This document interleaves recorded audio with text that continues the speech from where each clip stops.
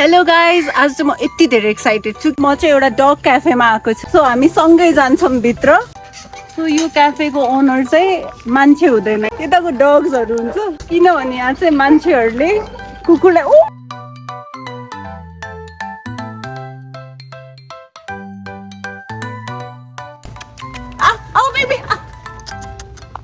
अब चाहिँ अहिले चाहिँ मलाई इग्नोर गरिरहेको छ।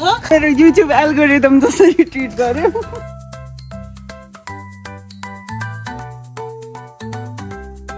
म सँगसँगै बस्न आएको छ। यो चाहिँ हस्की पनि त्यहीँ बसिरहेछ कि बल्ल 4 मन्थ भइदियो छाना। आजभोलि चाहिँ यो डग क्याफेहरू एकदमै पपुलर भइरहेको छ, किनभने डग्सहरूलाई पनि सोसियलाइजेसन हुन्छ नि, सोसियल इन्टरेक्सनको एकदमै जरुरी हुन्छ। अर्को भनेको चाहिँ उनीहरूलाई मेन्टल स्टिमुलेसन चाहिन्छ होइन। हामी डग ओनर भएपछि चाहिँ 2-3 वटा कुरामा एकदमै ध्यान दिनुपर्छ। फर्स्ट कुरा भनेको उनीहरूलाई फ्रेस वाटर दिनुपर्छ, अनि पछि न्युट्रिसनमा एकदमै ध्यान दिनुपर्छ। सरसफाइदेखि लिएर ग्रुमिङ यताउति हुन्छ नि। अब त्यस्तै गरेर भेटको चेकअप्सदेखि लिएर भ्याक्सिनेसन पनि भेरी इम्पोर्टेन्ट। कस्तो क्युट छ है।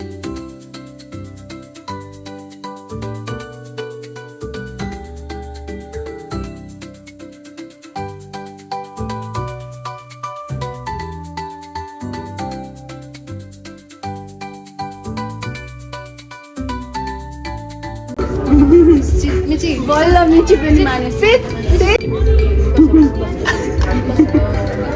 Good girl, good girl.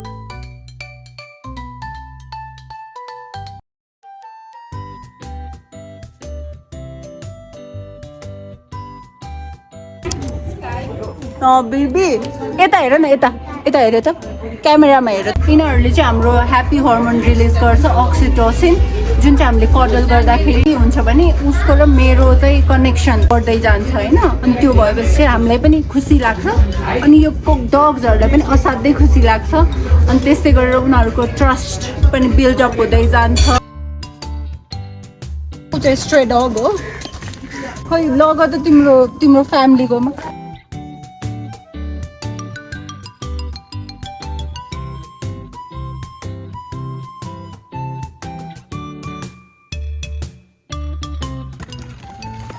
Good boys, good boys.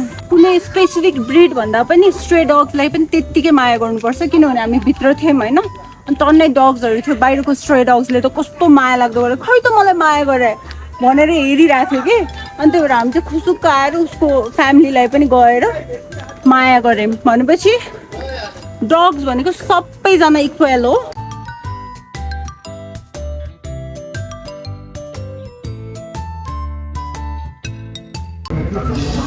Sniff गरिरहेको छ नि, त्यो भनेको उनीहरूले चाहिँ मेरो इन्फर्मेसन ग्यादर गरिरहेको हो। ओके साँच्चै हो। अब चाहिँ उनीहरूले डिसाइड गर्छन् मलाई ट्रस्ट गर्न मिल्छ कि मिल्दैन। अनि यो चाहिँ अलि एक्सट्रोभर्ट रहेछ, पुरै आई टु आई कन्ट्याक्ट गर्नुपर्ने, माया खोज्ने त्यस्तो खालको। त्यो पानी खाइरहेको चाहिँ मिची हो, ऊ चाहिँ एकदमै इन्ट्रोभर्ट रहेछ कि। सबैजना आउँदो रहेछ कि यो फेरि। अब त कस्तो मजा आयो। अनि वेदर पनि त्यस्तै छ। बेबी मजाले हेर्छ यो बच्चा त, असाध्यै फ्रेन्डली रहेछ यो बच्चा चाहिँ। कस्तो रमाइलो, यस्तो शीतल ठाउँ। म त कहाँ जानु र अर्कै संसारमा छु जस्तै फिल भइरहेछ कहिले।